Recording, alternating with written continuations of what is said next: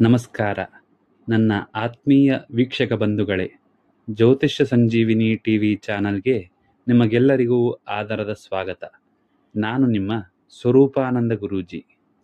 ಇಂದಿನ ವಿಡಿಯೋದಲ್ಲಿ ನಾವು ಅಕ್ಟೋಬರ್ 19, 2025ರಿಂದ ಅಕ್ಟೋಬರ್ 25, 2025ರವರೆಗಿನ ಒಂದು ವಾರದ ಸಂಪೂರ್ಣ ರಾಶಿ ಭವಿಷ್ಯವನ್ನು ತಿಳಿದುಕೊಳ್ಳೋಣ.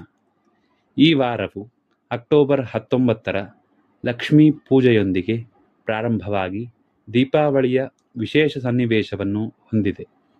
ಈ ದೀಪಾವಳಿ ವಾರವು ನಿಮ್ಮ ಜೀವನದ ಪ್ರತಿಯೊಂದು ಕ್ಷೇತ್ರಗಳಾದ ವೃತ್ತಿ, ಹಣಕಾಸು, ಆರೋಗ್ಯ, ಪ್ರೀತಿ ಮತ್ತು ಕುಟುಂಬದ ಮೇಲೆ ಹೇಗೆ ಪರಿಣಾಮ ಬೀರಲಿದೆ ಎಂದು ತಿಳಿಯೋಣ. ಜೊತೆಗೆ ಪ್ರಮುಖ ಗ್ರಹಗಳ ಸ್ಥಾನಪಲ್ಲಟ ಮತ್ತು ಅದಕ್ಕೆ ಸಂಬಂಧಿಸಿದ ಪರಿಹಾರಗಳ ಬಗ್ಗೆಯೂ ತಿಳಿಯಿರಿ. ಇನ್ನು ಈ ವಾರದಲ್ಲಿ ಆಗುವ ಗ್ರಹಗಳ ಸಂಚಾರದ ಬಗ್ಗೆ ತಿಳಿಯುವುದಾದರೆ, ಈ ವಾರದಲ್ಲಿ ಅತಿ ಪ್ರಮುಖವಾದ ಗ್ರಹಗಳ ಸಂಚಾರವೆಂದರೆ ಗುರುಗ್ರಹವು ಅಕ್ಟೋಬರ್ 19ರಂದು ಮಿಥುನ ರಾಶಿಯಿಂದ ಕರ್ಕಾಟಕ ರಾಶಿಗೆ ಪ್ರವೇಶಿಸುತ್ತಾನೆ. ಕರ್ಕಾಟಕ ರಾಶಿಯು ಗುರುವಿನ ಉಚ್ಚ ಸ್ಥಾನದಲ್ಲಿ ಆಗಿರುವುದರಿಂದ ಇದು ಹಲವು ರಾಶಿಗಳಿಗೆ ಹಂಸ ಮಹಾಪುರುಷ ಯೋಗವನ್ನು ತರಲಿದೆ. ಇದು ಧಾರ್ಮಿಕ ಕಾರ್ಯಗಳು, ಜ್ಞಾನಾರ್ಜನೆ ಮತ್ತು ಹಣಕಾಸಿನ ವಿಷಯಗಳಲ್ಲಿ ದೊಡ್ಡ ಬದಲಾವಣೆಯನ್ನು ತರಲಿದೆ. ಅಲ್ಲದೆ ಸೂರ್ಯನು ಈಗಾಗಲೇ ತುಲಾ ರಾಶಿಯಲ್ಲಿದ್ದಾನೆ. ಈ ಗ್ರಹಗಳ ಪ್ರಭಾವವು ನಿಮ್ಮ ಈ ವಾರವನ್ನು ನಿರ್ಧರಿಸುತ್ತದೆ. ಪ್ರಿಯ ವೀಕ್ಷಕರೇ, ಈ ಚಾನಲ್ಗೆ ನೀವು ಹೊಸಬರಾಗಿದ್ದರೆ ನಮ್ಮ ಚಾನಲನ್ನು ಸಬ್ಸ್ಕ್ರೈಬ್ ಮಾಡಿ, ಬೆಲ್ ಐಕಾನ್ನನ್ನು ಒತ್ತುವುದನ್ನು ಮರೆಯಬೇಡಿ. ಇನ್ನು ದ್ವಾದಶ ರಾಶಿಗಳ ವಾರದ ಭವಿಷ್ಯವನ್ನು ನೋಡುವುದಾದರೆ, ಮೊದಲನೆಯದಾಗಿ ಮೇಷರಾಶಿ. ಗುರುವಿನ ಸಂಚಾರವು ನಿಮ್ಮ 4ನೇ ಮನೆಯಲ್ಲಿ ನಡೆಯುವುದರಿಂದ ಮನೆ, ವಾಹನ ಖರೀದಿ ಯೋಗವಿದೆ. ಕೆಲಸದಲ್ಲಿ ಉತ್ತಮ ಪ್ರಗತಿ, ಆದರೆ ಆತುರ ನಿರ್ಧಾರಗಳಿಂದ ನಷ್ಟ ಅನುಭವಿಸಬಹುದು. ಇದು ಹೇಗೆಂದರೆ, ಸಿದ್ಧ ಉಡುಪು ಮಾರಾಟದಲ್ಲಿ ಇರುವ ಉದ್ಯಮಿಗಳು ಅಥವಾ ದೊಡ್ಡ ಕೈಗಾರಿಕೆ ಮತ್ತು ಸಣ್ಣ ಕೈಗಾರಿಕೆಯ ಉದ್ಯಮಿಗಳು ಈ ವಾರ ಗುರುವು 4ನೇ ಮನೆಯಲ್ಲಿ ಇರುವುದರಿಂದ ನಿಮ್ಮ ಹೊಸ ಉದ್ಯಮಕ್ಕೆ ಕೈ ಹಾಕಬಹುದು ಅಥವಾ ಹೊಸ ಮನೆ ಅಥವಾ ವಾಹನವನ್ನು ಖರೀದಿ ಮಾಡಲು ಈ ವಾರ ಪ್ರಶಸ್ತವಾಗಿರುತ್ತದೆ. ಇನ್ನು ಉದ್ಯೋಗಸ್ಥರು ನಿಮ್ಮ ಉದ್ಯೋಗದಲ್ಲಿ ಬಡ್ತಿ ಮತ್ತು ಪ್ರಗತಿಯನ್ನು ಸಾಧಿಸುತ್ತೀರಿ. ಆದರೆ ನಿರ್ಧಾರಗಳನ್ನು ತೆಗೆದುಕೊಳ್ಳಬೇಕಾದರೆ ಸಾವಧಾನವಾಗಿ ಚಿಂತಿಸಿ, ಪೂರ್ವಾಪರ ಯೋಚಿಸಿ ನಿರ್ಧಾರ ತೆಗೆದುಕೊಂಡರೆ ನಷ್ಟವನ್ನು ತಪ್ಪಿಸಬಹುದು. ಇನ್ನು ಕುಟುಂಬ ಮತ್ತು ಆರೋಗ್ಯದ ಬಗ್ಗೆ ಹೇಳುವುದಾದರೆ, ತಾಯಿಯ ಆರೋಗ್ಯದ ಕಡೆ ಗಮನ ಕೊಡಬೇಕಾಗುತ್ತದೆ ಮತ್ತು ಕುಟುಂಬದಲ್ಲಿ ಸಂತೋಷದ ವಾತಾವರಣವಿದ್ದರೂ ಆರೋಗ್ಯ ಸಮಸ್ಯೆಯಿಂದ ಆಸ್ಪತ್ರೆಗಳಿಗೆ ಓಡಾಡುವುದು ನಿಮ್ಮ ಸಂತೋಷಕ್ಕೆ ನಷ್ಟ ಉಂಟು ಮಾಡಬಹುದು. ಆದ್ದರಿಂದ ನಿಮ್ಮ ತಾಯಿಯ ಆರೋಗ್ಯದ ಕಡೆ ಸ್ವಲ್ಪ ಎಚ್ಚರ ವಹಿಸಬೇಕು. ಇನ್ನು ಈ ವಾರ ನಿಮ್ಮ ಸಂಗಾತಿಯೊಂದಿಗೆ ಉತ್ತಮ ಬಾಂಧವ್ಯವಿರುತ್ತದೆ. ಆದರೆ ಬುಧವಾರದ ಹೊತ್ತಿಗೆ ನಿಮ್ಮ ರಾಶಿಯಲ್ಲಿನ ಗುರುವಿನ ಕಾರಣದಿಂದ ಸ್ವಲ್ಪ ಜಗಳ, ಮನಸ್ತಾಪಗಳು ಉಂಟಾಗಬಹುದು. ಆದ್ದರಿಂದ ಮಾತನಾಡುವಾಗ ಸ್ವಲ್ಪ ಎಚ್ಚರಿಕೆ ಮತ್ತು ಪೂರ್ವಾಪರವನ್ನು ಯೋಚಿಸಿ ಮಾತನಾಡಿದರೆ ಅದನ್ನು ತಪ್ಪಿಸಬಹುದು. ಹಾಗೂ ಆಹಾರ ಮಳಿಗೆಗಳು ಮತ್ತು ಧಾನ್ಯ ಮಳಿಗೆ ಇಟ್ಟವರಿಗೆ ಲಾಭವು ಉಂಟಾಗುವ ಸಾಧ್ಯತೆ ಇದೆ. ಕೊನೆಯದಾಗಿ ಪರಿಹಾರವನ್ನು ನೋಡುವುದಾದರೆ, ಪ್ರತಿದಿನ ಸೂರ್ಯೋದಯಕ್ಕೆ ಮುನ್ನ ಸೂರ್ಯನಿಗೆ ನೀರನ್ನು ಅರ್ಪಿಸಿದರೆ ನಿಮ್ಮ ಸಮಸ್ಯೆಗಳನ್ನು ಸೂರ್ಯನು ಕರಗಿಸುತ್ತಾನೆ. ಹಾಗೂ ನಿಮ್ಮ ಈ ವಾರದ ಅದೃಷ್ಟದ ಸಂಖ್ಯೆಯೆಂದರೆ 9. ಇನ್ನು 2ನೇ ರಾಶಿ ಎಂದರೆ ವೃಷಭ ರಾಶಿ. ಈ ರಾಶಿಯವರ ವೃತ್ತಿ ಮತ್ತು ಆರ್ಥಿಕತೆ ಹೇಗಿದೆ ಎಂದು ನೋಡುವುದಾದರೆ, ಮೂರನೇ ಮನೆಯ ಗುರು ಸಂಚಾರವು ನಿಮ್ಮ ಧೈರ್ಯ ಮತ್ತು ಆತ್ಮವಿಶ್ವಾಸವನ್ನು ಹೆಚ್ಚಿಸುತ್ತದೆ. ಕಿರಿಯ ಸಹೋದರರ ಬೆಂಬಲ ಸಿಗಲಿದೆ. ವ್ಯಾಪಾರದಲ್ಲಿ ಲಾಭ, ಆದರೆ ಅಲ್ಪ ಪ್ರಯಾಣದಿಂದ ನಿಮಗೆ ಹೆಚ್ಚಿನ ಲಾಭವಾಗುತ್ತದೆ. ಪತ್ರ ವ್ಯವಹಾರಗಳಿಂದ ಲಾಭವಾಗುತ್ತದೆ. ವಿದೇಶ ಉದ್ಯೋಗ ಪ್ರಾಪ್ತಿಯಾಗಿ ಸಮಾಧಾನವನ್ನು ತರುತ್ತದೆ. ಇನ್ನು ಆರೋಗ್ಯದಲ್ಲಿ ಸಂಪೂರ್ಣವಾಗಿ ಸುಧಾರಣೆಯಾಗಿ ನೆಮ್ಮದಿಯನ್ನು ಕಾಣುತ್ತೀರಿ. ಇದನ್ನು ಒಟ್ಟಾರೆಯಾಗಿ ನೋಡುವುದಾದರೆ, ನಿಮ್ಮ ಮೂರನೇ ಮನೆಯ ಗುರುವಿನ ಸಂಚಾರವು ನಿಮಗೆ ಇಷ್ಟು ದಿನ ಇದ್ದ ಅಧೈರ್ಯ ಮತ್ತು ಆತ್ಮವಿಶ್ವಾಸ ಇಲ್ಲದಿರುವಿಕೆಯನ್ನು ಹೋಗಲಾಡಿಸುತ್ತದೆ. ನಿಮ್ಮ ಸಹೋದರರು ಇಷ್ಟು ದಿನ ನಿಮ್ಮನ್ನು ತಿರಸ್ಕರಿಸುತ್ತಿರುವುದನ್ನು ಬದಿಗೊತ್ತಿ ನಿಮ್ಮ ಕೈಜೋಡಿಸುವರು. ನಿಮಗೆ ಬೆಂಬಲ ಆಗುತ್ತಾರೆ. ಇನ್ನು ಹೊಸ ಉದ್ಯಮವನ್ನು ಇಷ್ಟು ದಿನ ನೀವೇನು ಪ್ರಾರಂಭಿಸಬೇಕೆಂದು ಅಂದುಕೊಂಡಿದ್ದರೆ ಅದನ್ನು ಯಾವುದೇ ಭಯವಿಲ್ಲದೆ ಪ್ರಾರಂಭಿಸಬಹುದು. ಆದಷ್ಟು ನೀವು ದೂರದ ಪ್ರಯಾಣದಕ್ಕಿಂತ ಹತ್ತಿರದ ಪ್ರಯಾಣದಿಂದ ನಿಮಗೆ ಲಾಭವಾಗುತ್ತದೆ. ಇನ್ನು ಈ ರಾಶಿಯವರ ಕುಟುಂಬ ಮತ್ತು ಆರೋಗ್ಯವನ್ನು ನೋಡುವುದಾದರೆ, ಪ್ರೀತಿ ಪಾತ್ರರೊಂದಿಗಿನ ಸಂಬಂಧ ಬಲಗೊಳ್ಳುತ್ತದೆ. ಇನ್ನು ಕುತ್ತಿಗೆ ಮತ್ತು ಭುಜದ ನೋವಿನ ಬಗ್ಗೆ ಸ್ವಲ್ಪ ಎಚ್ಚರ ವಹಿಸಬೇಕಾಗುತ್ತದೆ. ಒಟ್ಟಾರೆಯಾಗಿ ಈ ರಾಶಿಯವರ ಬಗ್ಗೆ ಹೇಳುವುದಾದರೆ, ಇವರು ತಮ್ಮ ಸಂಗಾತಿ ಅಥವಾ ಕುಟುಂಬದ ವರ್ಗದವರ ಜೊತೆ ಸಂಬಂಧಗಳು ಇಷ್ಟು ದಿನ ಏನಿತ್ತಲ್ಲ ಇದಕ್ಕಿಂತ ಸ್ವಲ್ಪ ಹೆಚ್ಚಾಗತ್ತೆ. ಅದನ್ನು ನೀವು ಈ ವಾರ ಗಣನೀಯವಾಗಿ ಕಾಣ್ತೀರ. ಆದರೆ ಒಂದು ಏನಂದರೆ, ಆರೋಗ್ಯದ ಸಮಸ್ಯೆ ಸ್ವಲ್ಪ ನಿಮಗೆ ಕಾಡಬಹುದು. ಅದು ಎಲ್ಲಿ ಅಂದರೆ ನಿಮ್ಮ ಕುತ್ತಿಗೆ ಭಾಗ, ಕುತ್ತಿಗೆ ಮೇಲೆ ಆಗ್ಬೋದು ಅಥವಾ ಕೆಳಗೆ ಆಗ್ಬೋದು. ಮತ್ತು ಭುಜ ನೋವು ಸ್ವಲ್ಪ ಕಾಣುತ್ತೆ. ಅದನ್ನು ಸ್ವಲ್ಪ ಯಾವುದನ್ನು ವೇಟ್ ಎತ್ತೋದಾಗ್ಬೋದು ಅಥವಾ ಇಳಿಸೋದಾಗ್ಬೋದು. ಅದನ್ನು ಸ್ವಲ್ಪ ನೋಡಿಕೊಂಡು ಈ ವಾರ ನೀವು ತಗೋಬೇಕಾಗತ್ತೆ. ಇಲ್ಲ ಅಂದರೆ ಮತ್ತೆ ಆರೋಗ್ಯ ಹದಗೆಟ್ಟರೆ ಮತ್ತೆ ಆಸ್ಪತ್ರೆಗೆ ಹೋಗಬೇಕಾಗತ್ತೆ. ಅದರಿಂದ ಅದನ್ನು ಸ್ವಲ್ಪ ಎಚ್ಚರಿಕೆ ವಹಿಸಬೇಕು. ಇನ್ನು ಈ ಎಲ್ಲ ಸಮಸ್ಯೆಗಳಿಂದ ಪರಿಹಾರ ಎಂದರೆ, ನೀವು ಈ ಪ್ರತಿ ಶುಕ್ರವಾರದಂದು ಲಕ್ಷ್ಮೀ ದೇವಿಗೆ ಒಂದು ಬಿಳಿ ಸಿಹಿಯನ್ನು ತಯಾರಿಸಿ ನೀವೇ ಅರ್ಪಿಸಿದರೆ ನಿಮ್ಗೆ ಸ್ವಲ್ಪ ಸಮಸ್ಯೆಗಳು ಸ್ವಲ್ಪ ಕಮ್ಮಿ ಆಗತ್ತೆ. ಇನ್ನು ನಿಮಗೆ ಈ ವಾರ ಯಾವುದೇ ಒಂದು ಹೊಸ ಕೆಲಸಕ್ಕೆ ಒಂದು ಸಂಖ್ಯೆ ಬೇಕಂದರೆ ಅದೃಷ್ಟದ ಸಂಖ್ಯೆ 6 ಆಗಿರುತ್ತೆ. ಅದನ್ನು ನೀವು ಯಾವುದೇ ಹೊಸ ಕೆಲಸ ಮಾಡಲು ಬಳಸ್ಬೋದು ಈ 6. ಅಥವಾ ಯಾವುದೇ ಶುಭ ಕಾರ್ಯಗಳಿಗೆ ಮುಹೂರ್ತ ಫಿಕ್ಸ್ ಮಾಡಿದ್ರು 6 ತಗೋಬೋದು. ಇದರಿಂದ ಈ ವಾರ ನಿಮಗೆ ತುಂಬ ಯಶಸ್ಸು ಸಿಗತ್ತೆ. ಗುರುವಿನ ಕೃಪೆ ನಿಮ್ಮ ಮೇಲಿದೆ, ನೀವೇನು ಹೆದರಬೇಕಾಗಿಲ್ಲ. ಇನ್ನು ಮೂರನೇ ರಾಶಿ ಎಂದರೆ ಮಿಥುನ ರಾಶಿ.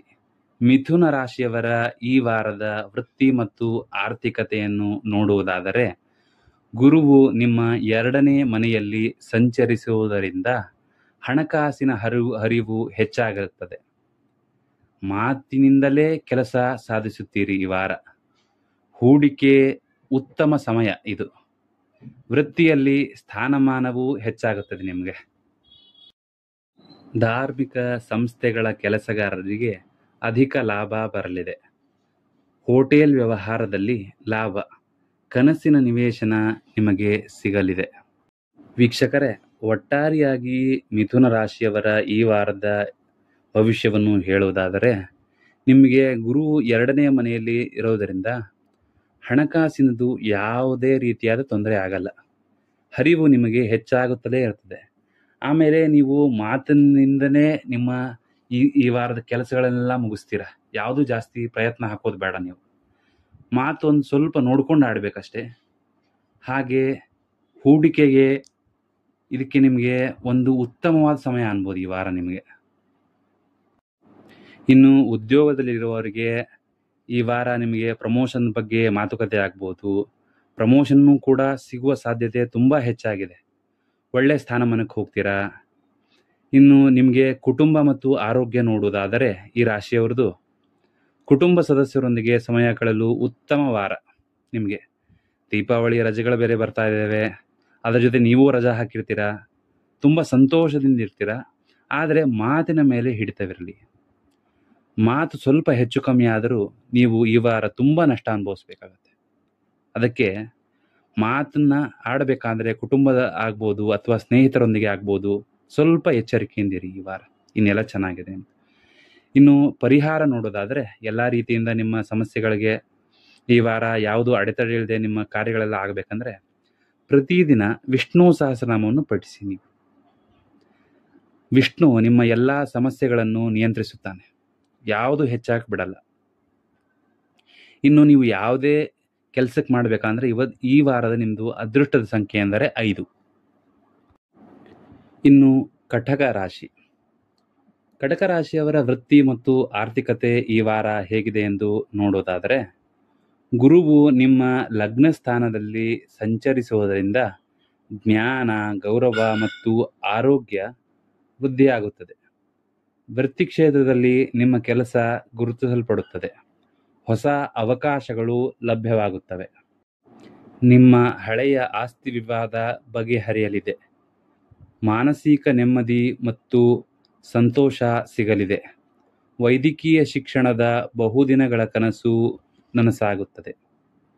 ಒಟ್ಟಾರೆಯಾಗಿ ಕಟಕ ರಾಶಿಯ ವಾರ ಭವಿಷ್ಯ ನೋಡುವುದಾದರೆ, ನಿಮ್ಮ ಲಗ್ನ ಸ್ಥಾನದಲ್ಲಿ ಗುರು ಸಂಚರಿಸುತ್ತಾನೆ.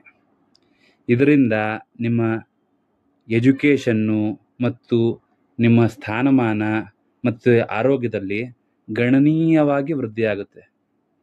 ನೀವು ಯಾವುದ್ರ ಬಗ್ಗೆನೂ ಯೋಚನೆ ಮಾಡಬೇಕಾಗೇ ಇಲ್ಲ.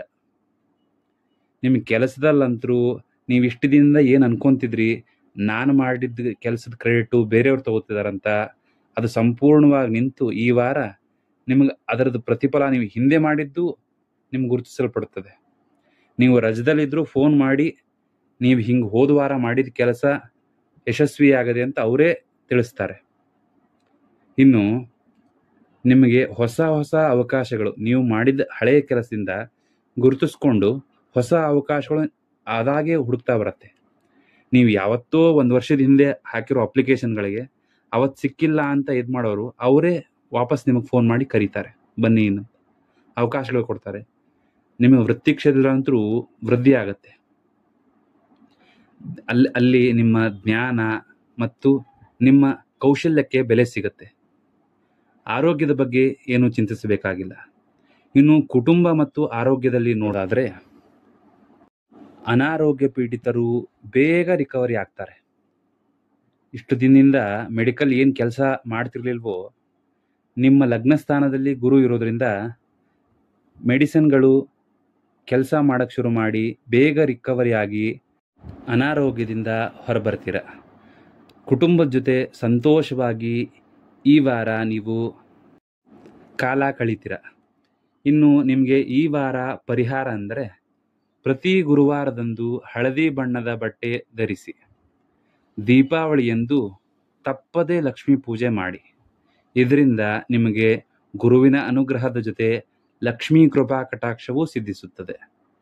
ಇನ್ನು ಈ ವಾರ ನೀವು ಯಾವುದೇ ಒಂದು ಹೊಸ ಕೆಲಸಕ್ಕೆ ಕೈ ಹಾಕೋದಾದರೆ ನಿಮ್ಮ ಅದೃಷ್ಟದ ಸಂಖ್ಯೆ 2, ಮರೆಯಬೇಡಿ. ಇನ್ನು ಮುಂದಿನ ರಾಶಿ ಸಿಂಹರಾಶಿ. ಸಿಂಹರಾಶಿಯವರ ಈ ವಾರದ ವೃತ್ತಿ ಮತ್ತು ಆರ್ಥಿಕತೆಯನ್ನು ನೋಡುವುದಾದರೆ, ಗುರುವು 12ನೇ ಮನೆಯಲ್ಲಿ ಇರುವುದರಿಂದ ಅನಿರೀಕ್ಷಿತ ಖರ್ಚುಗಳು ಹೆಚ್ಚಾಗಬಹುದು. ವಿದೇಶದ ಪ್ರವಾಸ ಯೋಗ ಅಥವಾ ದೂರದ ಸಂಪರ್ಕಗಳಿಂದ ಲಾಭವಾಗುತ್ತದೆ. ನ್ಯಾಯಾಲಯದ ವಿಷಯಗಳಲ್ಲಿ ಜಾಗರೂಕರಾಗಿರಬೇಕು. ಉದ್ಯೋಗ ಸ್ಥಳದಲ್ಲಿ ಎಚ್ಚರದಿಂದ ಇರಬೇಕು ಮತ್ತು ಸ್ತ್ರೀಯರಿಗೆ ಉನ್ನತ ಹುದ್ದೆ ಲಭಿಸುತ್ತದೆ. ಕಾನೂನು ಕ್ಷೇತ್ರದಲ್ಲಿ ನಿಮಗೆ ಸ್ವಪ್ರಯತ್ನದಿಂದ ಯಶಸ್ಸು. ಒಟ್ಟಾರೆಯಾಗಿ ಸಿಂಹರಾಶಿಯವರ ಈ ವಾರದ ಭವಿಷ್ಯ ಹೇಳೋದಾದರೆ, ಗುರು 12ನೇ ಮನೆಯಲ್ಲಿ ಇರುವುದರಿಂದ ನಿಮಗೆ ಅನಿರೀಕ್ಷಿತ ಖರ್ಚುಗಳು ಬರ್ತಾನೆ ಇರುತ್ತೆ ಈ ವಾರ ಪೂರ್ತಿ. ಆದರೆ ನೀವು ದೂರ ಸಂಪರ್ಕ ಅಥವಾ ವಿದೇಶ ಪ್ರವಾಸ ಯೋಗ ಇರುವುದರಿಂದ ಅದರಿಂದ ನಿಮಗೆ ಲಾಭ ಆಗುತ್ತದೆ. ಆನ್ಲೈನು, BPO ಕೆಲಸ ಮಾಡೋರಿಗೆ ಈ ವಾರ ನಿಮಗೆ ಲಾಭ ಆಗುತ್ತದೆ. ಇನ್ನು ನೀವು ಎಚ್ಚರಿಕೆಯಿಂದ ಇರಬೇಕಾದ ಯಾವುದರ ಒಂದು ಕ್ಷೇತ್ರ ಅಂದರೆ ನ್ಯಾಯಾಲಯದ ಕೇಸ್ಗಳು. ಅಲ್ಲಿ ನಿಮ್ಮ ಪರವಾಗಿ ಆಗ್ತಿದ್ರೂ ಉಲ್ಟಾ ಹೊಡೆಯೋ ಚಾನ್ಸಸ್ ತುಂಬ ಇರುತ್ತೆ ಈ ವಾರ. ಅದಕ್ಕೆ ಯಾವುದೇ ಹೊಸ ಅಪ್ಲಿಕೇಶನ್ಗಳಾಗಲಿ ಯಾವುದು ಹಾಕಕ್ಕೆ ಹೋಗ್ಬಿಡಿ ಈ ವಾರ. ಸ್ವಲ್ಪ ಮುಂದಿನ ವಾರ ನೋಡೋರಂತೆ. ಇನ್ನು ಸಿಂಹರಾಶಿಯವ್ರದ್ದು ಕುಟುಂಬ ಮತ್ತು ಆರೋಗ್ಯದ ಬಗ್ಗೆ ಈ ವಾರ ನೋಡೋದಾದ್ರೆ, ನಿಮ್ಗೆ ಸ್ವಲ್ಪ ಈ ವಾರ ನಿದ್ರಾಹೀನತೆ ಕಾಡಬಹುದು ಸಮಸ್ಯೆ. ಮನಸ್ಸಿಗೆ ಶಾಂತಿ ಇರಲ್ಲ, ಅದರಿಂದ ಸ್ವಲ್ಪ ನಿದ್ರಾಹೀನತೆ ಕಾಡ್ಬೋದು. ಯಾಕಂದರೆ ಅನಿರೀಕ್ಷಿತ ಖರ್ಚುಗಳು ಬರ್ತಾ ಇರ್ತವೆ. ಅದಕ್ಕೆ ನೀವು ಮಾನಸಿಕ ಶಾಂತಿಗೆ ಧ್ಯಾನ ಮಾಡ್ಕೋಬೋದು. ಇನ್ನು ಹೆಚ್ಚಿನ ಪರಿಹಾರ ಅಂದರೆ ನಿಮಗೆ ಪ್ರತಿದಿನ ನಮ್ದು ಯಾವುದೇ ಸಮಸ್ಯೆಗಳಿಗೆ ನೇರವಾಗಿ ನಾವು ಹೇಳ್ಕೋಬೋದಂದರೆ ಆದಿತ್ಯ ಸೂರ್ಯನಿಂದನೇ ನೇರವಾದ ನಮಗೆ ಪರಿಹಾರ ಸಿಗಕ್ಕೆ ಸಾಧ್ಯ ಇರೋದು. ಅದಕ್ಕೆ ಪ್ರತಿದಿನ ಆದಿತ್ಯ ಹೃದಯ ಸ್ತೋತ್ರವನ್ನು ಪಠಿಸಿ ಅಥವಾ ಕೇಳಿ. ನೀವು ನಿಮಗೆ ಆ ಸಮಸ್ಯೆಗಳು ಏನು ಬರ್ತಾ ಇರುತ್ತೆ ಅದರ ತೀವ್ರತೆ ಸ್ವಲ್ಪ ಕಡಿಮೆ ಮಾಡುತ್ತೆ ಅದರಿಂದ. ಆಮೇಲೆ ನೀವು ಯಾವುದೇ ಒಂದು ಹೊಸ ಕೆಲಸಕ್ಕೆ ಕೈ ಹಾಕಲೇಬೇಕಾದಂಥ ಪರಿಸ್ಥಿತಿ ಬಂತಂದರೆ ನಿಮಗೆ ಈ ವಾರದ ಅದೃಷ್ಟ ಸಂಖ್ಯೆ 1 ನೆನಪಿಡಿ. ಇನ್ನು ಮುಂದಿನ ರಾಶಿ ಎಂದರೆ ಕನ್ಯಾ ರಾಶಿ.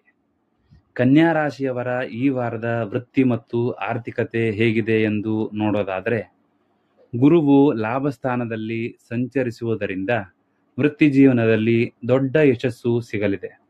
ಹಣಕಾಸಿನ ಸಮಸ್ಯೆಗಳು ದೂರವಾಗುತ್ತವೆ. ಹೊಸ ಆದಾಯದ ಮೂಲಗಳು ಕಂಡುಬರುತ್ತವೆ. ಹಿರಿಯ ಅಧಿಕಾರಿಗಳಿಂದ ನಿಮಗೆ ಬೆಂಬಲ ಸಿಗುತ್ತದೆ. ಹಾಗೂ ಔಷಧಿ ಅಂಗಡಿಯವರಿಗೆ ಲಾಭದ ಪ್ರಮಾಣ ಸ್ವಲ್ಪ ಕುಂಠಿತ ಆಗತ್ತೆ. ವಿದೇಶದಿಂದ ಹೆಣ್ಣು ಮಕ್ಕಳ ಆಗಮನವಾಗುತ್ತದೆ.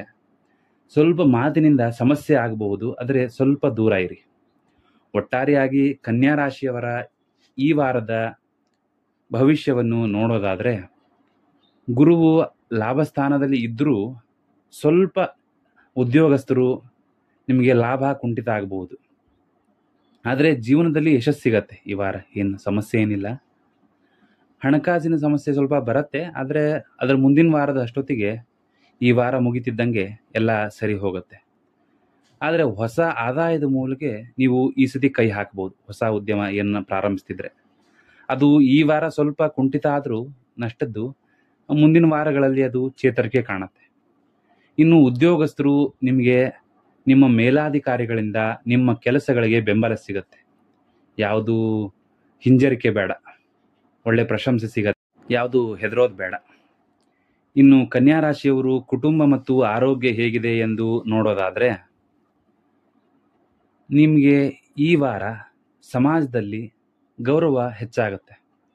ಅದು ಹೇಗೆಂದರೆ, ನೀವು ಮಾಡುತ್ತಿದ್ದಂಥ ಕೆಲಸಗಳು ಇಷ್ಟು ದಿನ ಏನಿದೆ ಅದಕ್ಕೆ ಇಷ್ಟು ದಿನ ಮನ್ನಣೆ ಇರಲಿಲ್ಲ, ಆ ಕೆಲಸಗಳು ಯಶಸ್ಸು ತರಲಿಕ್ಕೆ ಪ್ರಾರಂಭಿಸುತ್ತದೆ. ಇನ್ನು ನಿಮಗೆ ನಿಮ್ಮ ಮಕ್ಕಳಿಂದ ಶುಭ ಸಮಾಚಾರ ಕೇಳ್ತೀರ. ನೀವು ಕ್ರೀಡೆಯಲ್ಲೂ ಯಾವುದೋ ಸಾಂಸ್ಕೃತಿಕ ಸ್ಪರ್ಧೆಯಲ್ಲೂ ಅವರು ಪ್ರಶಸ್ತಿಯನ್ನು ತರುತ್ತಾರೆ. ಅದರಿಂದ ನಿಮಗೆ ಸಂತೋಷ ಹೆಚ್ಚಾಗುತ್ತದೆ. ಮನೆಯಲ್ಲಿ ಮಕ್ಕಳು, ಹಿರಿಯರು ಎಲ್ಲರೂ ಸಂತೋಷದಿಂದ ಇರ್ತೀರ ಈ ವಾರ. ಇನ್ನು ಕನ್ಯಾ ರಾಶಿಯವರಿಗೆ ಪರಿಹಾರ ಎಂದರೆ, ಪ್ರತಿ ಬುಧವಾರ ಗಣೇಶನಿಗೆ ಗರಿಕೆಯನ್ನು ಅರ್ಪಿಸಿ. ಆ ವಿಘ್ನ ನಿವಾರಕ ನಿಮ್ಮ ಎಲ್ಲ ಸಮಸ್ಯೆಗಳನ್ನು ಪರಿಹರಿಸ್ತಾನೆ. ಇನ್ನು ಯಾವುದೇ ಒಂದು ಹೊಸ ಕೆಲಸವನ್ನು ಪ್ರಾರಂಭಿಸಬೇಕಾದರೆ ನಿಮ್ಮ ಅದೃಷ್ಟ ಸಂಖ್ಯೆ 5. ನೀವು ಯಾವುದೇ ಕೆಲಸ ಶುರು ಮಾಡಬೇಕಾದರೆ 5 ಗಂಟೆ ಕರೆಕ್ಟ್ 5 ನಿಮಿಷದಲ್ಲಿ ಮುಗಿಸುವಂಥದ್ದು ಅಂಥದ್ದು ಮಾಡಿದ್ರೆ ನಿಮಗೆ ಯಶಸ್ಸು ಸಿಗುತ್ತೆ ಈ ವಾರ, ಏನು ತೊಂದರೆ ಇಲ್ಲ. ಇನ್ನು ತುಲಾರಾಶಿಯವರ ಈ ವಾರದ ವೃತ್ತಿ ಮತ್ತು ಆರ್ಥಿಕತೆ ಹೇಗಿದೆ ಎಂದು ನೋಡೋದಾದರೆ, ಗುರುವು 10ನೇ ಮನೆಯಲ್ಲಿ ಇರುವುದು ನಿಮ್ಮ ವೃತ್ತಿ ಜೀವನಕ್ಕೆ ಅತ್ಯಂತ ಶುಭ. ಉನ್ನತ ಹುದ್ದೆ, ಬಡ್ತಿ ಮತ್ತು ಗೌರವ ಲಭಿಸುತ್ತದೆ. ದೀಪಾವಳಿಯ ನಂತರ ಹೊಸ ಯೋಜನೆಗಳಿಗೆ ಕೈ ಹಾಕಲು ಉತ್ತಮವಾದ ದಿನಗಳು ಪ್ರಾರಂಭವಾಗುತ್ತವೆ. ಇನ್ನು ಕೃಷಿ ಚಟುವಟಿಕೆಯಿಂದ ಧನಾಗಮನ ಆಗುತ್ತೆ, ಅನುಕೂಲಗಳಾಗುತ್ತೆ. ಕೃಷಿ ಚಟುವಟಿಕೆಯಿಂದ ಬಂಧುಗಳೊಂದಿಗೆ ಪ್ರಯಾಣ ಮಾಡಿ ಸಂತೋಷವಾಗಿರುತ್ತದೆ. ಉನ್ನತ ವಿದ್ಯಾಭ್ಯಾಸದ ಕನಸು ನಿಮಗೆ ನನಸಾಗುತ್ತೆ.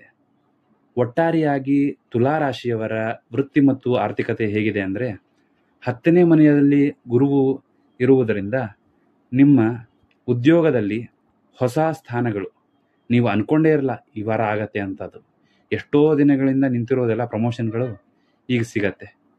ಇನ್ನು ಪ್ರೈವೇಟ್ಗಳಲ್ಲಿ ನಿಮಗೆ ಹೋದ ವರ್ಷ ತಪ್ಪಿರೋ ಪ್ರಮೋಷನ್ನು ಈ ವರ್ಷ ಸಿಗತ್ತೆ ನಿಮಗೆ, ಈ ವಾರದಲ್ಲಿ ನಿಮಗೆ ಇದಾಗತ್ತೆ.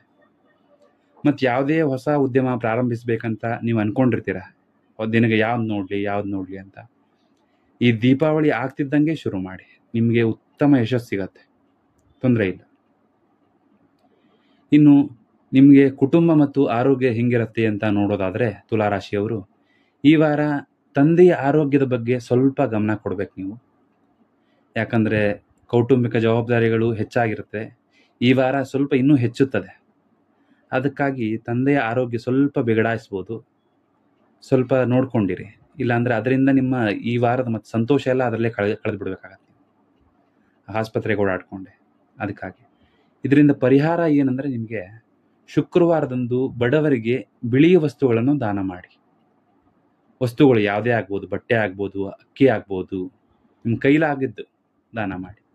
ಇನ್ನು ಹೊಸ ಕೆಲಸಕ್ಕೆ ನೀವು ಕೈ ಹಾಕಿದ್ರೆ ಈ ವಾರದ ನಿಮ್ಗೆ ಅದೃಷ್ಟದ ಸಂಖ್ಯೆ 6.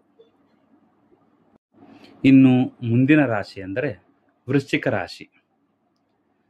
ವೃಶ್ಚಿಕ ರಾಶಿಯವರ ಈ ವಾರದ ವೃತ್ತಿ ಮತ್ತು ಆರ್ಥಿಕತೆ ಹೇಗಿದೆ ಎಂದು ನೋಡೋದಾದರೆ, ಗುರುವು ಭಾಗ್ಯದ ಸ್ಥಾನದಲ್ಲಿ ಅಂದರೆ 9ನೇ ಮನೆಯಲ್ಲಿ ಸಂಚರಿಸುವುದರಿಂದ ಅದೃಷ್ಟವು ನಿಮ್ಮನ್ನು ಬೆಂಬಲಿಸುತ್ತದೆ. ಧಾರ್ಮಿಕ ಕಾರ್ಯಗಳಿಗೆ ಸ್ವಲ್ಪ ಖರ್ಚಾಗತ್ತೆ. ವೃತ್ತಿಯಲ್ಲಿ ನಿರೀಕ್ಷಿತ ಯಶಸ್ಸು ನಿಮಗೆ ಸಿಗುತ್ತದೆ. ದೀರ್ಘ ಪ್ರಯಾಣದಿಂದ ಅವಕಾಶಗಳು ಹೆಚ್ಚಾಗುತ್ತದೆ ಮತ್ತು ಬ್ಯಾಂಕ್ ಉದ್ಯೋಗದಲ್ಲಿ ಸಮಾಧಾನ ಸಿಗಲಿದೆ. ಸಾಲಗಾರರ ಕಿರಿಕಿರಿಯಿಂದ ಮುಕ್ತಿಯಾಗುತ್ತೆ. ಶಿಕ್ಷಣ ಸಂಸ್ಥೆಯ ಉದ್ಯೋಗಗಳಿಗೆ ಸಿಗುತ್ತದೆ. ಒಟ್ಟಾರೆಯಾಗಿ ವೃಶ್ಚಿಕ ರಾಶಿಯವರ ವಾರದ ವೃತ್ತಿ ಮತ್ತು ಆರ್ಥಿಕತೆ ಹೆಂಗೆ ಅಂದರೆ ನೋಡೋದಾದರೆ, 9ನೇ ಸ್ಥಾನದಲ್ಲಿರೋ ಗುರುವು ನಿಮಗೆ ಅದೃಷ್ಟನ ತಂದು ಕೊಡ್ತಾ ನಿಮ್ಮ ಬೆನ್ನ ಹಿಂದೆನೇ ನಿಂತಿರ್ತಾನೆ. ಧಾರ್ಮಿಕ ಕಾರ್ಯಗಳಿಗೆ ಸ್ವಲ್ಪ ಖರ್ಚು ಮಾಡಿ. ಅದು ನೀವು ಖರ್ಚು ಮಾಡಿದ್ದು ನೀವು ಏನು ಮಾಡ್ತಿರೋ ಕೆಲಸ ಅದರ ಡಬಲ್ ನಿಮಗೆ ಲಾಭ ಸಿಗತ್ತೆ. ಇನ್ನು ನಿಮಗೆ ವೃತ್ತಿಯಲ್ಲಿ ಉದ್ಯೋಗದಲ್ಲಿ ನೀವು ಮಾಡಿದ ಕೆಲಸಕ್ಕೆ 4 ಹಾಕಿದ್ರೆ 12 ಬರುತ್ತೆ, ನಿಮಗೆ 8 ಅಲ್ಲ. ಅಷ್ಟು ಚೆನ್ನಾಗಿದೆ ಈ ವಾರ. ಮತ್ತು ನಿಮಗೆ ಆದಷ್ಟು ಈಗ ಆಯ್ಕೆ ಮಾಡ್ಕೊಳ್ಳೋದು ಬೇಕಾಯ್ತು ಬಂತಂದರೆ, ಹತ್ತಿರ ಇರೋದಕ್ಕೆ ಹೋಗ್ಲೋ ಫಸ್ಟ್ ಫೀಲ್ಡ್ಗೆ, ದೂರ ಇರೋದಕ್ಕೂ ಫಸ್ಟ್ ನೀವು ದೂರ ಇರೋದನ್ನ ಔಟ್ ಮಾಡ್ಕೊಳ್ಳಿ.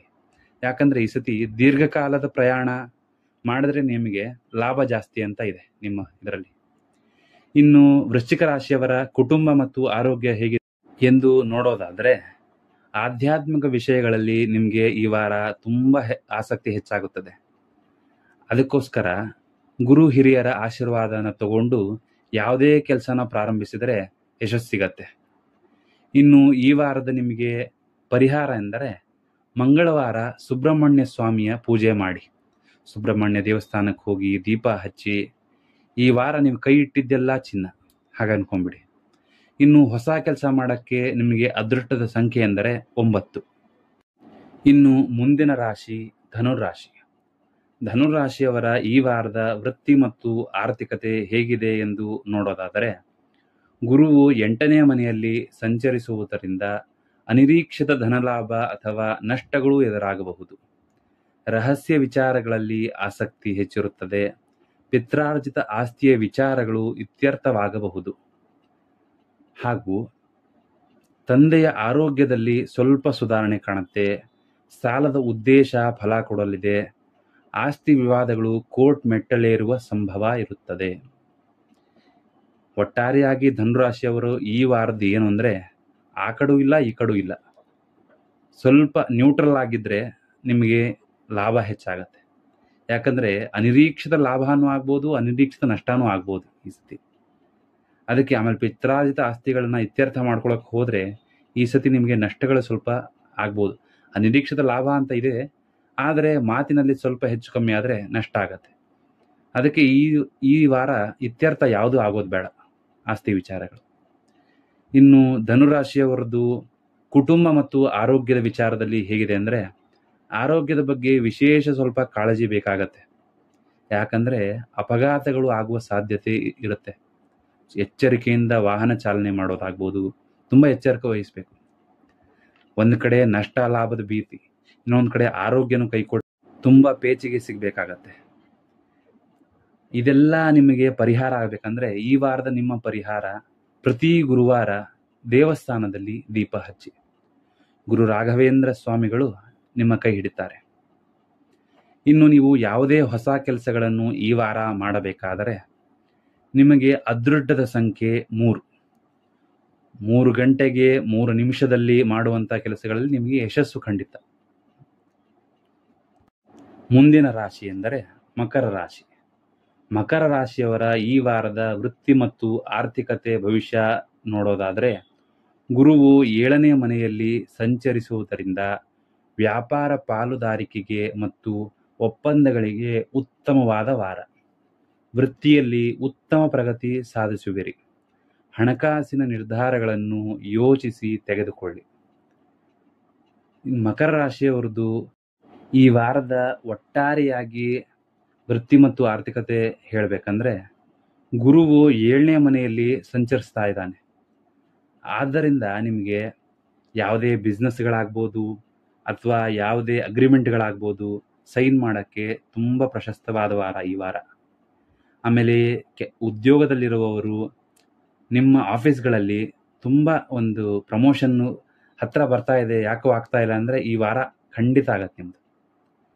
ಆಮೇಲೆ ಯಾವುದೋ ಒಂದು ಫೈನಾನ್ಷಿಯಲ್ ಡಿಸಿಷನ್ ತೊಗೋಬೇಕಾಗಿದೆ, ತುಂಬ ದಿನದಿಂದ ಮುಂದೆ ಹಾಕ್ತಿದ್ದಾರೆ ಹೆದರ್ಕೊಂಡು, ಬೇಡ ಏನಾಗುತ್ತೋ ಅಂತ. ಅದನ್ನು ಈ ವಾರ ಒಪ್ಕೊಂಬಿಡಿ, ಖಂಡಿತವಾಗಿ ನಿಮಗೆ ಸಕ್ಸಸ್ ಸಿಗತ್ತೆ. ಇನ್ನು ಮಕರ ರಾಶಿಯವರ ಕುಟುಂಬ ಮತ್ತು ಆರೋಗ್ಯದ್ದು ಹೇಗಿದೆ ಅಂತ ನೋಡೋದಾದರೆ, ವೈವಾಹಿಕ ಜೀವನ ಸುಖಮಯ, ಸಂಗಾತಿಯ ಸಹಕಾರ ಸಿಗಲಿದೆ. ನಿಮಗೆ ಈ ವಾರ ವೈವಾಹಿಕ ಗಂಡ ಹೆಂಡತಿ ತುಂಬ ಸುಖವಾಗಿರ್ತೀರ, ಹಬ್ಬನ ಆಚರಿಸ್ತೀರ. ನಿಮಗೆ ಯಾವುದೇ ವಿಷಯಕ್ಕೆ, ಯಾವುದೇ ನಿರ್ಧಾರಕ್ಕಾಗಲಿ ಹೆಂಡತಿ ಸಪೋರ್ಟ್ ಸಿಗತ್ತೆ, ಹೆಂಡತಿಗೆ ಗಂಡನ ಸಪೋರ್ಟ್ ಸಿಗತ್ತೆ. ಇನ್ನು ಆರೋಗ್ಯ ಸಮಸ್ಯೆಯಲ್ಲಿ ಸ್ವಲ್ಪ ಹೊಟ್ಟೆಗೆ ಸಂಬಂಧಿಸಿದಂಗೆ, ಹಬ್ಬ ಬೇರೆ ಇದೆ, ಸ್ವಲ್ಪ ನೋಡ್ಕೊಂಡು ತಿಂದರೆ ಯಾವುದು ಸಮಸ್ಯೆಗಳಾಗಲ್ಲ. ಇಲ್ಲ ಅಂದರೆ ಹಬ್ಬ ಪೂರ್ತಿ ಬರೀ ಹೊಟ್ಟೆ ನೋವಲ್ಲೇ ಹೋಗಬೇಕಾಗತ್ತೆ. ಇನ್ನು ನಿಮಗೆ ಪರಿಹಾರ ಎಂದರೆ, ಶನಿವಾರದಂದು ಶನಿದೇವರಿಗೆ ಎಣ್ಣೆ ದೀಪ ಹಚ್ಚಿ. ಇದರಿಂದ ನಿಮಗೆ ಆರೋಗ್ಯದಾಗ್ಬೋದು, ಯಾವುದೇ ಸಮಸ್ಯೆಗಳು ಪರಿಹಾರ ಆಗುತ್ತೆ. ಹೊಸ ವಿಷಯಗಳಿಗೆ, ಹೊಸ ಕಾರ್ಯಗಳಿಗೆ ಕೈ ಹಾಕಬೇಕಂದ್ರೆ ನಿಮ್ಮ ಅದೃಷ್ಟದ ಸಂಖ್ಯೆ 8 ಆಗಿರುತ್ತದೆ ಈ ವಾರದಲ್ಲಿ. ಇನ್ನು ಮುಂದಿನ ರಾಶಿ ಕುಂಭರಾಶಿ. ಕುಂಭರಾಶಿಯವರ ಈ ವಾರದ ವೃತ್ತಿ ಮತ್ತು ಆರ್ಥಿಕತೆಯ ಭವಿಷ್ಯವನ್ನು ನೋಡೋದಾದರೆ, ಗುರುವು 6ನೇ ಮನೆಯಲ್ಲಿರುವುದರಿಂದ ಸಾಲ, ಶತ್ರು ಮತ್ತು ರೋಗಗಳಿಂದ ಮುಕ್ತಿ ಸಿಗುತ್ತದೆ. ವಿರೋಧಿಗಳ ಕುತಂತ್ರಗಳು ವಿಫಲವಾಗುತ್ತದೆ ನಿಮ್ಮ ಮೇಲೆ. ವೃತ್ತಿ ಕ್ಷೇತ್ರದಲ್ಲಿ ಹೆಚ್ಚಿನ ಪರಿಶ್ರಮ ಸ್ವಲ್ಪ ಅಗತ್ಯ. ಹಾಗೆ ನವ ದಂಪತಿಗಳಿಗೆ ಒಂದು ಸಂತೋಷದ ಸುದ್ದಿ ಸಿಗತ್ತೆ ಈ ವಾರ. ಒಟ್ಟಾರೆಯಾಗಿ ಹೇಳಬೇಕಂದ್ರೆ, 6ನೇ ಮನೆಯಲ್ಲಿ ಗುರು ಇರುವುದರಿಂದ ಇಷ್ಟು ದಿನ ನೀವು ಸಾಲ, ನಿಮ್ಮ ಶತ್ರುಗಳು ಹಾಗೂ ಹಿತಶತ್ರು ಆಗ್ಬೋದು, ಕಣ್ಣಿಗೆ ಕಾಣೋ ಶತ್ರು ಆಗ್ಬೋದು, ಆಮೇಲೆ ನೀವು ಅನಾರೋಗ್ಯದಿಂದ ಏನು ಹೋರಾಡ್ತಿದ್ರಿ ಅದಕ್ಕೆಲ್ಲ ಮುಕ್ತಿ ಸಿಗತ್ತೆ ಈ ವಾರ. ನಿಮ್ಮ ವಿರೋಧಿಗಳು ಏನೇ ಕುತಂತ್ರ ಮಾಡಿದರೂ ಅದು ವಿಫಲ ಆಗುತ್ತೆ. ಆದರೆ ಉದ್ಯೋಗಸ್ಥರು ಏನಿದ್ದಾರೆ, ಸ್ವಲ್ಪ ನಿಮ್ಮ ಕೆಲಸದಲ್ಲಿ ಪರಿಶ್ರಮ ಸ್ವಲ್ಪ ಹಾಕಬೇಕಾಗತ್ತೆ ಹೆಚ್ಚಿನದ್ದು. ಇನ್ನು ನಿಮಗೆ ಸ್ವಲ್ಪ ಕಿರುಚಿತ್ರ ಮಾಡೋರು, ಸಿನಿಮಾ ನಿರ್ದೇಶಕರಿಗೆ ಧನ ಲಾಭ ಆಗತ್ತೆ ಈ ವಾರ. ಹಾಗೆ ಕುಂಭರಾಶಿಯವರ ಕುಟುಂಬ ಮತ್ತು ಆರೋಗ್ಯದ ಬಗ್ಗೆ ನೋಡೋದಾದರೆ, ಹಳೆಯ ಕಾಯಿಲೆಗಳಿಂದ ಸಂಪೂರ್ಣವಾಗಿ ಉಪಶಮನ ಆಗುತ್ತೆ. ಹಾಗೆ ಸಾಕು ಪ್ರಾಣಿಗಳೊಂದಿಗೆ ಸಮಯ ಕಳೆಯುತ್ತೀರಿ, ಸಿಗ್ತಾರೆ. ಇನ್ನು ನೆಕ್ಸ್ಟು ಖರ್ಚುಗಳ ಮೇಲೆ ಸ್ವಲ್ಪ ನಿಯಂತ್ರಣವಿರಲಿ, ಯಾಕಂದರೆ ಲಾಭ ಬರುತ್ತೆ ಈ ವಾರ. ಹಾಗಂತ ಮಾಡ್ಕೊಂಡಾಗ ಮತ್ತೆ ಮುಂದಿನ ವಾರ, ಮುಂದಿನ ತಿಂಗಳುಗಳು ಸಮಸ್ಯೆ ಅನುಭವಿಸ್ಬೇಕಾಗತ್ತೆ. ಇನ್ನು ನಿಮಗೆ ಯಾವುದೇ ಸಣ್ಣ ಪುಟ್ಟ ಸಮಸ್ಯೆಗಳು ಬಂದರೆ ಈ ವಾರದ ಪರಿಹಾರ ಎಂದರೆ, ಪ್ರತಿದಿನ ಶಿವಲಿಂಗಕ್ಕೆ ಅಭಿಷೇಕ ಮಾಡಿ. ನಿಮಗೆ ಸಣ್ಣ ಒಂದು ಗುಲಗಂಜಿಯಷ್ಟು ಸಮಸ್ಯೆನೂ ಬರಲಾರ್ದಂಗೆ ಆ ಪರಶಿವ ಕಾಯ್ತಾನೆ.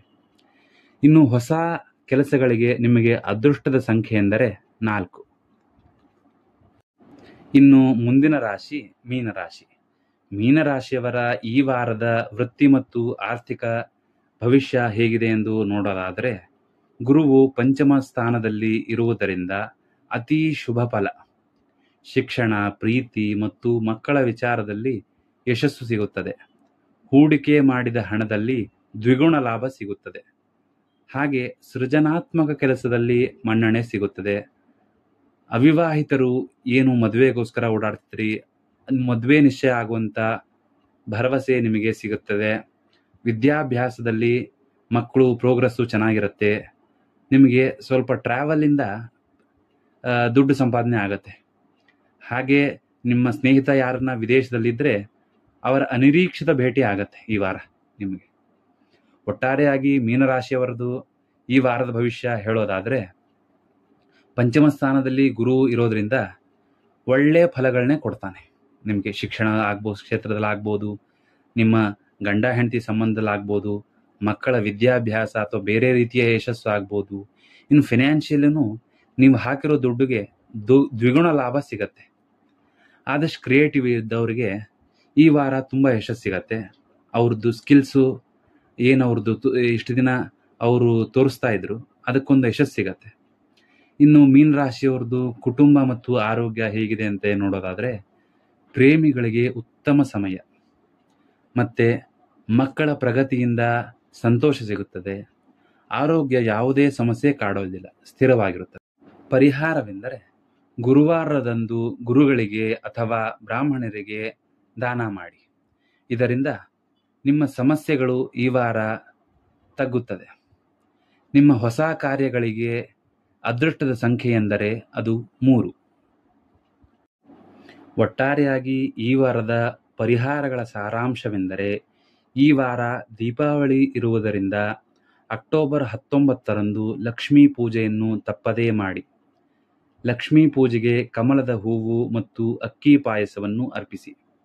ಗುರುವಿನ ಅನುಗ್ರಹಕ್ಕಾಗಿ ಪ್ರತಿ ಗುರುವಾರ ಬಾಳೆ ಗಿಡಕ್ಕೆ ನೀರು ಹಾಕಿ ಪೂಜಿಸಿ ಮತ್ತು ಹಳದಿ ಬಣ್ಣದ ಸಿಹಿ ತಿಂಡಿಯನ್ನು ಹಂಚಿ. ದೈನಂದಿನ ಸತ್ಯ ಮತ್ತು ಧರ್ಮವನ್ನು ಪಾಲಿಸಿ. ದಿನನಿತ್ಯ ಗೋಮಾತೆಗೆ ಆಹಾರ ನೀಡಿ. ನೋಡಿದರೆಲ್ಲ ವೀಕ್ಷಕರೇ, ಈ ವಾರದ ರಾಶಿ ಭವಿಷ್ಯ ಮತ್ತು ಗ್ರಹಗಳ ಸಂಚಾರದ ವಿವರಣೆ ನಿಮ್ಮ ಜೀವನದಲ್ಲಿ ಸಕಾರಾತ್ಮಕ ಬದಲಾವಣೆ ತರಲು ಈ ಪರಿಹಾರಗಳನ್ನು ಪಾಲಿಸಿ. ಈ ವಾರ ದೀಪಾವಳಿಯ ಶುಭಾಶಯಗಳು. ನಿಮಗೆಲ್ಲ ಶುಭವಾಗಲಿ ಎಂದು ಪ್ರಾರ್ಥಿಸುತ್ತಾ ಮುಂದಿನ ವಾರ ಮತ್ತೆ ಹೊಸ ಮಾಹಿತಿಯೊಂದಿಗೆ ಭೇಟಿಯಾಗುತ್ತೇನೆ. ಈ ವಿಡಿಯೋ ಇಷ್ಟವಾಗಿದ್ದರೆ ಲೈಕ್ ಮಾಡಿ, ಶೇರ್ ಮಾಡಿ ಮತ್ತು ನಮ್ಮ ಚಾನಲ್ಗೆ ಸಬ್ಸ್ಕ್ರೈಬ್ ಮಾಡಲು ಮರೆಯಬೇಡಿ. ಧನ್ಯವಾದಗಳು. ಶುಭ ದಿನ.